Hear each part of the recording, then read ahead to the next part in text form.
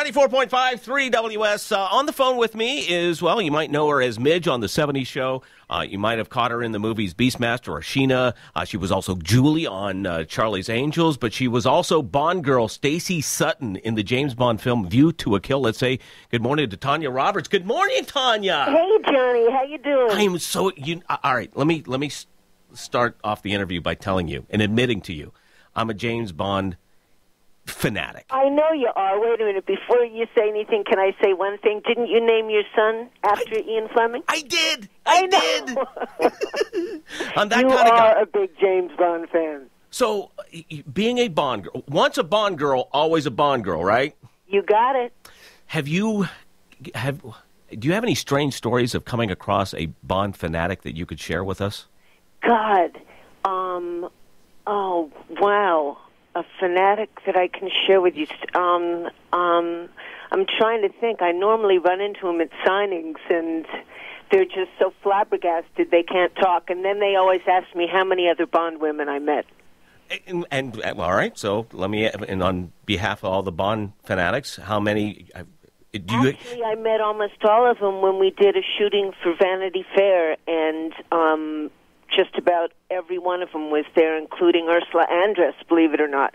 It's kind of an exclusive club, isn't it? Yeah, it really is. You're right. What is the attraction, the mystique of a Bond girl? What is that? What is that like? Oh, God. I don't know. I lucked out. I had done Beastmaster, and I did a pictorial layout for Playboy, and Cubby Broccoli, who was producing them then, now Barbara Broccoli's producing them, saw it, and they just called me in and asked me to fly over from Africa. I was doing Sheena at the time, and I went in and met them, and that was that.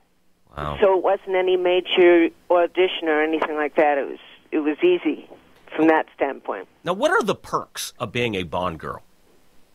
Well, it's sort of like being an angel in that there are fanatics who follow it and who know everyone who was in it and who want to get everybody's autograph and who want to meet all the people and all the women. And it's the same way with the angels thing. There's just people who just want to, for some reason... That's just a nice way of saying we're nuts, right? Well, you tell me. You tell me. I'm nuts. I admit it. No, but I mean, you love more about the Bond movies than the Bond women. I do. So, of course, you've seen this last one. I love everything about it. Yes, and I'm going to ask you if you have too. We're talking... I was supposed to go to a screening last week, and my car broke down, and I couldn't go. I heard it's the best Bond movie ever, ever. You didn't get to see the new one, huh? I didn't get to see it, but I heard that it's the best Bond movie ever. And certainly the best Daniel Craig's ever done. Well, is that true? See, I'm a... Oh, you have your favorite. I'm a Roger Moore. I'm a Roger Moore. Of course, I was... Oh, Roger Moore. I thought you were going to say you were into Sean Connery. I am, both. But see, when I grew up, it was Roger Moore. I got you. And so I never was sold on Timothy Dalton. I was never sold on I'm losing his name. That's how memorable his movies are. Yeah, right. Oh, shoot. Remington Steele is the only... yeah, exactly. Oh, man, I can't think of his name either. And yet he works a lot now. Yeah, and then Daniel Craig came along. I liked Casino Royale. I think of all the films, Quantum of Solace was my least favorite. Really? This one, my new favorite one. I knew it. I keep hearing from it. You know that it made more than $300 million in Europe over like 2 weeks or something? It's going to be huge. That's what I heard. I heard it's just off the walls. So what? Is it the special effects or the story? Plus, I heard the story's incredible. It is, but what I really enjoyed about it, they paid homage to a lot of the older Bond films. Oh, cool. They brought back the I'm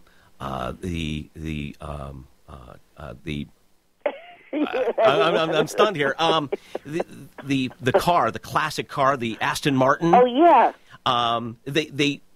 The first two Daniel Craig movies lost a lot of the humor that. Well, he even admits that himself. It's because he's not. He doesn't consider himself tongue-in-cheek, witty, and funny, and so he said he lays really on his physicality. Well, they bring that back a little bit, which was really good. And, of course, you have to have a maniacal enemy. Like on your film, Christopher Walken, Yeah. and they brought I think they brought that. They had that kind of feel back to it, so I love it. All right, so Daniel Craig has come out recently. Hold on a second here. We're talking to Tanya Roberts, the Bond girl, Stacey Hutton from View to a Kill, talking about the newer movies. Daniel Craig has come out recently and spoke about regretting signing up as Bond. And it's funny because I heard that he came out and he said he wasn't sure whether he should have or not, and then he thought, oh, well, if he's going to be remembered for anything, he might as well be James Bond. So isn't that funny? Well, James Bond has turned 50. You're part of that legacy. What does that James Bond legacy mean to you? It's just, that's so iconic. The films are just so beloved by so many people, and it's gone through so many stages, and it still stays so contemporary. I think the idea of a spy who's got everything at his fingertips, like who's got the fabulous car and the fabulous clothes and stays in the best hotels and everything else. I mean, how can you not love it?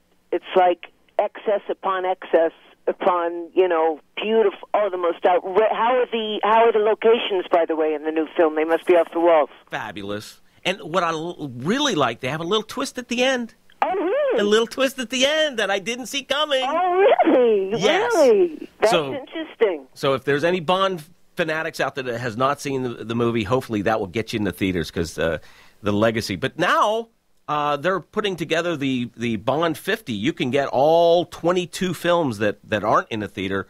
I guess it's available, right? That's right. It's been available for about a week. Wow, I got to get that. In fact, I just might call off and just watch the films back to back and just. I love it. I mean, there goes a weekend at least.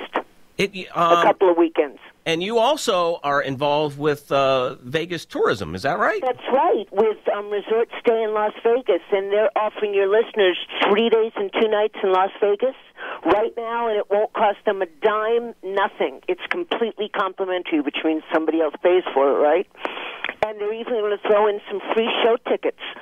So all your listeners have to do to get this little 3-day holiday is call 855-55-WE-CAN. That's 855-55-WE-CAN for 3 days and 2 nights in Las Vegas on us. And, have you been to Vegas lately? I've never been to Vegas. You've never been to Vegas? I can't believe when I hear people say they've never been to Vegas. How come? Because I'm from Pittsburgh. I'm afraid to even go across one of our rivers. That's what we do.